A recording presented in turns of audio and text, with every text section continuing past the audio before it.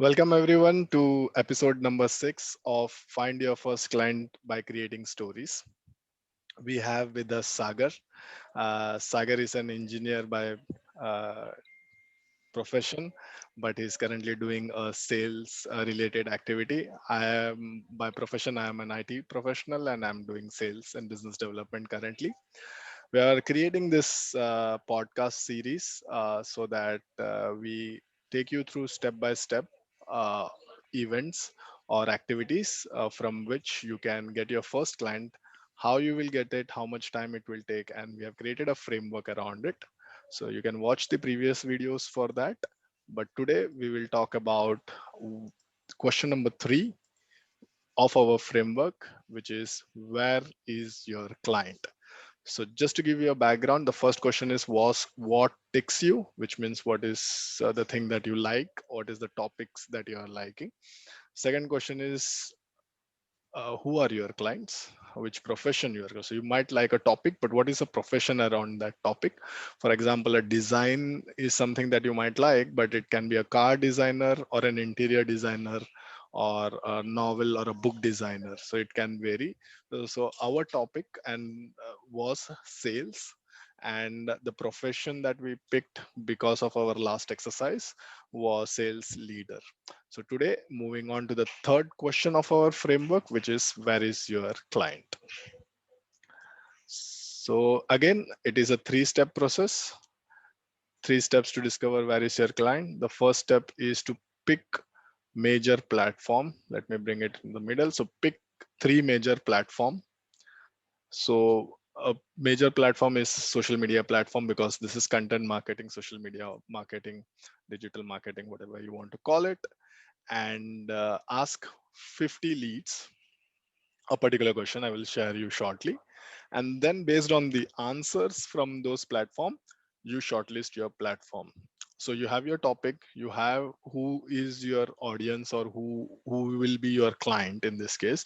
And the third is where you will find it online. So the three platforms that you have that you think the profession is more active, and based on the business model that they work in, you see where they are more active. For example, a sales profession could be more active on LinkedIn, but an interior designer will be more active on Instagram. So pretty much you have to pick and choose where the people that could be your client are there. So I've listed some of the major platform: Instagram, Facebook, YouTube, LinkedIn, Twitter, Clubhouse, Quora, Reddit, and Pinterest. So you can pick any three of them. If you want, you can do with much more, all of them, or pick many. But this will be a this might be the part of the whole process which would be the most time consuming. So you might have to only pick. You better pick very smartly rather than picking here. For example, if your client is uh, a businessman or a very B2B corporate business, don't try to find them on Instagram. It's not that they will be not there, or on Facebook, but they won't be so interactive there than how they will react you on Twitter or LinkedIn. So be wise on your picking. If you have any question, leave in the comment. We will try to answer it uh, as it. So this is the first step. And the second step is to ask a question. So this is the question that you will ask. Very straightforward. Asking, do you think the profession name is more active on the platform? So you're asking that person, do you think a sales manager is more active on LinkedIn? On Twitter, you will ask, do you think sales manager is more active on Twitter? On Instagram, you will ask, do you think sales manager are more active on Instagram? So that's pretty simple. So here is an example. Do you think sales leader is more active on Instagram? So this the important thing here is you have to post this on the comments of their recent post. So the reason for that is other people can also view, and it you don't have to be connected to that person to talk. So you don't need to be connected, you don't need to slide into their DMs or any of that sort. You're just publicly asking them a very generic question, and it is a part of your research. So go ahead and do that, and that way it will be easier for you to ask this 50 questions to uh, each 50 question in each platform. So in total you will ask this to 150 different people. Now I can understand it's a big number, but hold on and follow the steps. In the next part of the question, I will explain you what is the significance of this big number. So we have already asked 30 questions in our previous steps, and now we are adding 150 more questions for different people. The people both can be same. So if you, for example, you have chosen sales leader in the previous question, and if you want to ask that person in the same platform, if they have replied, just replied back and ask them, do you think sales leader are more active on? So then the same person you have asked two question, and if you get an answer, then that's an indication that they are in conversation with you. So that's a good thing. So that's the step number two. And step number three is based on whatever yes get. So if you are asking 50 question on LinkedIn, Twitter, and Instagram, so if you got more yeses out of 50, say suppose 25 people have given yes in LinkedIn, and the rest of the platform only 5 or 10 of them. So that the client or the prospect here has already told you that I am more they are more active on LinkedIn, so that you know, like, okay, I need to find more. So my sales leaders are more active on LinkedIn, so I need to spend more time on LinkedIn and find my first client in LinkedIn. So we kind of lock there and move on to the next step. So that's here in this step we decide where which is the platform, and if there is a tie, so 25 Twitter, 25 LinkedIn, whichever you want to pick, you can pick. And all this tie thing in the previous also we have kept, so we keep our the other one which we not picked in future. I will tell you the scenario where it can be used again. So that's it. That is what these steps are. Three steps. Pick three platforms, ask 50 questions to the profession that you have selected, and based on the result, whichever have you got maximum result on the platform is where you will pick that as a platform, and that is your answer of where is your client. So that will give you the third answer. So Sagar, for our volunteer, uh, Mm-hmm. we have picked the three platform as LinkedIn, Twitter, and Instagram. Am I right? Instagram, yeah. Yes. All right, all right. Do you want to add anything to this step? Yeah, Yeah. yeah. One thing I wanted to add, the right point to think wisely to pick your platform, and one more thing, as we are always in social media, it's always better to use a platform which you are good at it, because few platforms have few restrictions, and you need to know where you need to search your professions, or in the search bar how you need to put the words, or it's easy steps for right now to get 50 people, but those gives you much more insights on how the platform works, and whom you need to post what, and what are certain platform have certain restrictions, as these days scams and other stuffs goes around. So you Right. need to plan your days for it so that you can complete it in given time schedules. And I believe three is not a big thing, three platform to choose in. And people are these days, I can say that people are much more open to these kind of feedback questions, wherein we can Right. get more people can say that if it's, for example, of a sales guy, people can say directly, if you are even pinging in Insta post, they'll say that no, this is here the people come in very less, it's on LinkedIn. That's very, no, you get a different insight from a different platform about a different platform. So yeah, choosing up three platforms in which you know how the platform works, it Right. plays a major role.